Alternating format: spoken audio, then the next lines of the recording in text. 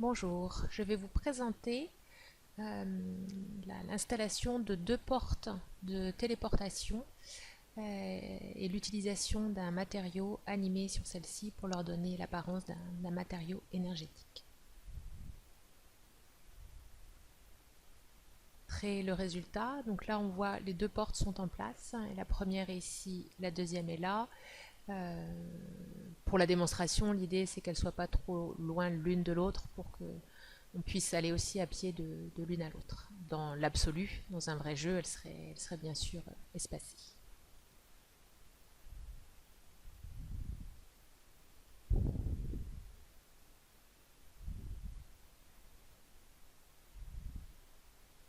Je vais d'abord m'arrêter pas trop loin pour qu'on voit l'effet du matériau animé, hein, qui donne l'impression qu'il y a un champ d'énergie, que la porte est formée d'un champ d'énergie.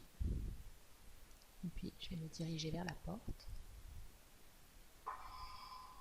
Et hop, on arrive dans la deuxième avec un semblant de petit saut. Je ressors de la porte, et si je retourne dans la porte, je vais être renvoyé vers la première.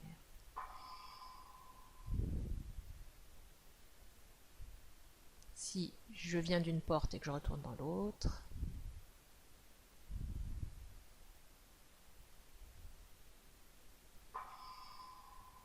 voilà, ça marche ainsi à l'infini.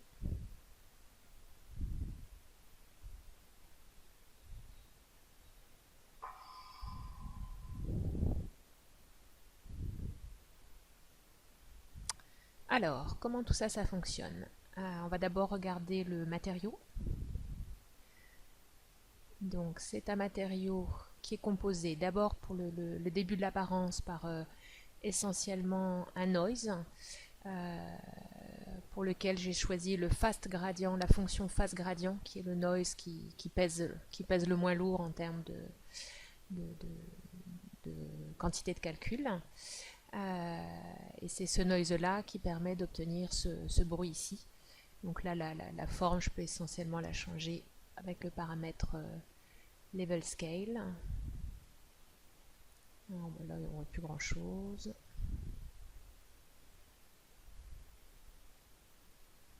Voilà, et après, justement, le 1,1 faisait un résultat qui me plaisait pas mal. Voilà. Donc c'est un noise. En fait, le résultat du noise, je suis obligée de l'inverser pour que les traits fins deviennent blancs et que ce soit eux qui pilotent l'incandescence. Et puis le power, là, c'est pour un petit peu concentrer l'effet. Hein, puisque là, j'ai un chiffre qui est compris entre 0 et 1. Si je le mets à la puissance, ça va augmenter quand c'est proche de 1 et ça va augmenter le contraste en fait. C'est une façon d'augmenter le contraste sur une carte noir et blanc. Et pour mettre en mouvement tout ça, en fait, c'est un nœud qui s'appelle le nœud Panner. C'est dans ce nœud-là qu'on peut en particulier piloter la vitesse. Là, si je diminue ma vitesse par 2, ça va être la même chose mais beaucoup plus lent. Alors, faut voir, là les noise, pour piloter les noise, on a un vecteur position en entrée, qui est un vecteur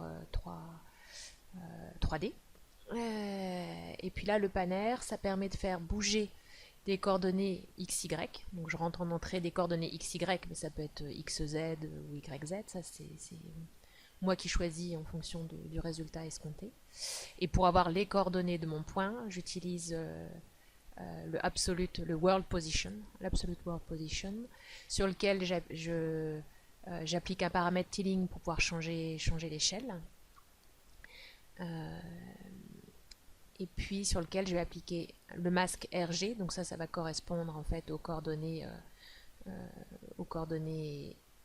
X, Y, et puis le B, ça va correspondre aux coordonnées Z. Donc en fait, j'applique le panner sur les coordonnées x, y et je reconstruis mon vecteur 3D avec la fonction append ici. Je vais remettre la vitesse qui m'allait bien ici. Donc voilà pour la première partie du matériau dynamique. Si vous vous souvenez, quand on rentre dans la porte, en fait, soudain la couleur du matériau change. On a un rose incandescent qui est piloté ici. Donc j'ai soit mon matériau de base avec mes fluorescences jaune sur fond vert, soit au moment où je rentre le rose incandescent. Donc ça c'est piloté par cette valeur que j'ai appelée émission parce qu'au début j'avais que cette entrée là. Si elle est à 1, j'ai mon matériau qui est tout rose, donc c'est quand je rentre dans la porte, et si elle est à 0, j'ai mon matériau de base. Donc quand je rentre dans la porte, je fais varier ce paramètre émission. Ensuite, mes portes, en fait, j'ai un blueprint téléportation gate. La principale action, donc voilà, le principal événement, c'est lorsque le personnage rentre dans la porte. Alors si on regarde de quoi est composée la porte, j'ai mon cylindre qui lui sert, c'est juste un support pour le matériau et puis une déco, et j'ai ma box de collision. J'ai également un petit son, le son du gong. C'est un son que j'ai récupéré sur le site Universal Sound. Donc quand mon personnage va rentrer dans la box ici, donc quand j'aurai le begin overlap, je vérifie que c'est bien mon personnage qui rentre et que c'est pas un autre élément du jeu. Et l'action principale, c'est de changer la position du personnage. C'est bien lui que je prends en cible. Et la position, en fait, ça va être la destination finale. On verra tout à l'heure que c'est à un autre endroit. Je vais paramétrer le fait que ma destination finale, c'est l'autre porte. Donc là, un node pour faire changer de position mon personnage qui est la cible et la position finale. Donc c'est l'autre porte, et là le TZ c'est d'abord parce que la position du personnage elle n'est pas au ras du sol comme celle des portes, donc il fallait que je le remonte un peu, et en le remontant trop j'avais cet effet de petit saut que j'ai conservé parce que ça donnait du mouvement. Après, si on regarde ce qui se passe avant, ici c'est lorsque je déclenche le gong, en fait le son lui-même était un petit peu long et j'aimais pas la fin, donc j'ai coupé la fin. Voilà, j'ai coupé la fin de mon gong avec un nœud fade out. Ce nœud-là, en fait, c'est le nœud où j'ai piloté l'émission qui permet que ma porte devienne rose au moment où le personnage rentre dans la boucle. Alors pour pouvoir paramétrer le matériau de mon cylindre, en fait, au moment où dans le construction script, j'ai créé une variable material instance, en fait, qui est une dynamique, un material instance dynamique pour pouvoir modifier certains paramètres. Donc je commence par attribuer. Voilà, je crée ma variable, je lui attribue le matériau qui est une instance du matériau qu'on a vu tout à l'heure, et puis j'applique ce matériau sur mon cylindre.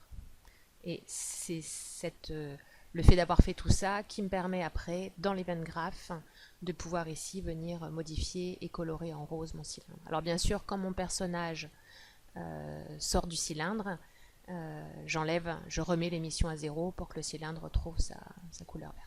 Donc là, à la sortie du personnage, j'ai juste vérifié que c'est bien le personnage qui sort et enlevé ma coloration rose.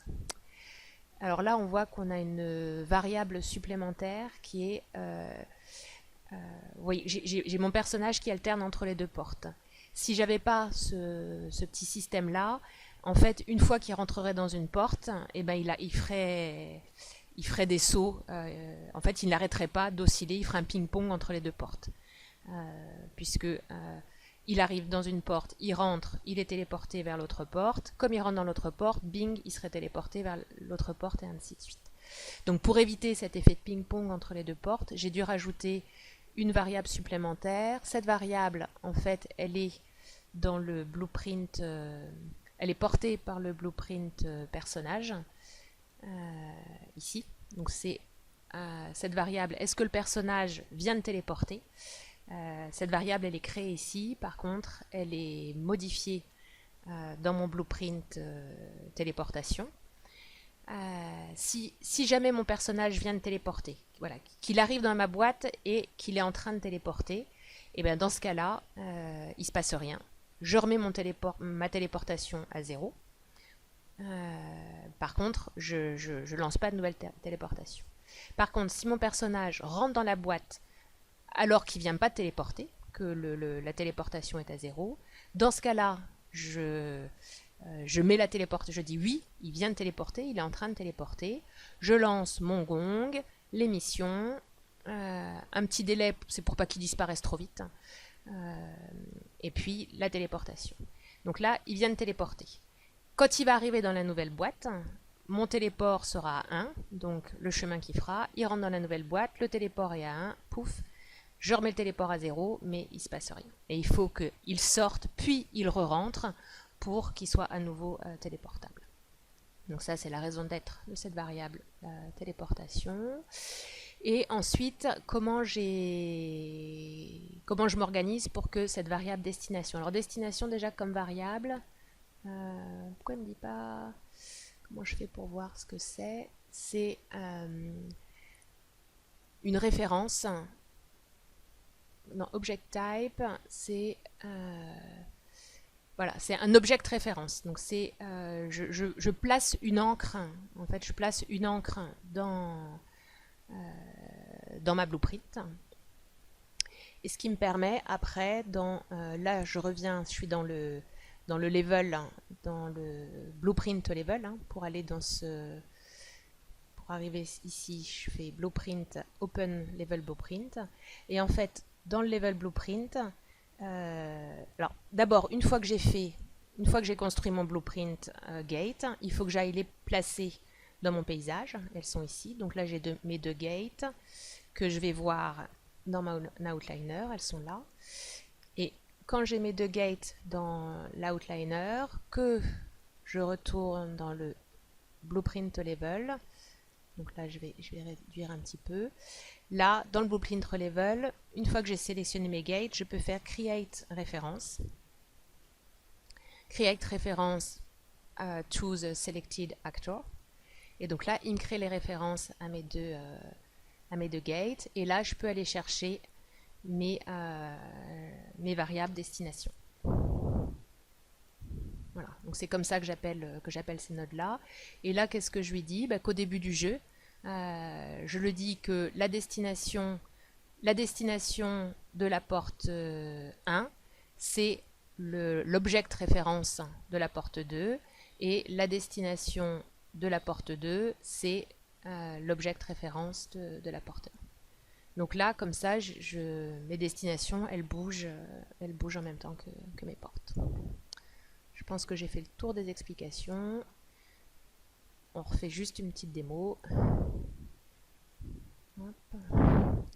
Donc quand je rentre dans ma porte, je vais avoir, là pour l'instant, le téléport est à 0. Donc quand je rentre dans ma porte, j'ai le gong, la couleur rose, et pouf, j'arrive dans l'autre porte. Là, quand je suis arrivé dans l'autre porte, comme mon téléport était à 1, il ne s'est rien passé. Il ne s'est rien passé, mais on a remis la variable téléport à 0. Donc maintenant, si je rentre à nouveau, je relance le gong et la téléportation. Voilà.